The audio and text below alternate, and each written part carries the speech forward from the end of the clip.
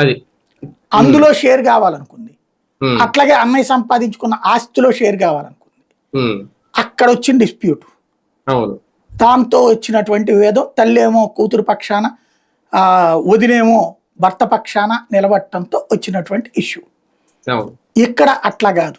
ఇక్కడ కంప్లీట్ గా నాన్న బతికుండగానే బీఆర్ఎస్ ఓ పక్కన బలమైన ప్రతిపక్షంగా ఉండగానే, అక్కడ ఇంకా 11 స్థానాలే ఇక్కడ జగన్ కి, అక్కడ బలమైన ప్రతిపక్షం 39 స్థానాలు గెలుచుకున్నటువంటి పార్టీ ఉన్నటువంటి సిచ్యుయేషన్ అవలేదు.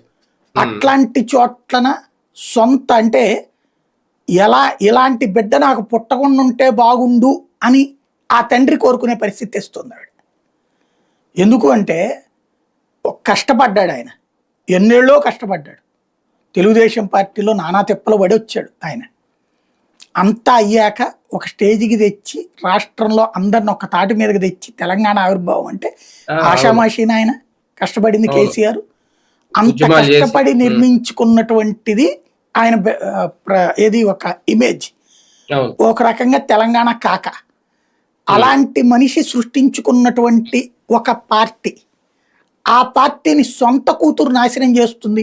పోనీ ఈవిడ పాత్ర ఏమన్నా ఉంది అందులో? ఏముంది అసలు బీఆర్ఎస్ లో ఈవిడ పాత్ర? లేదా తెలంగాణ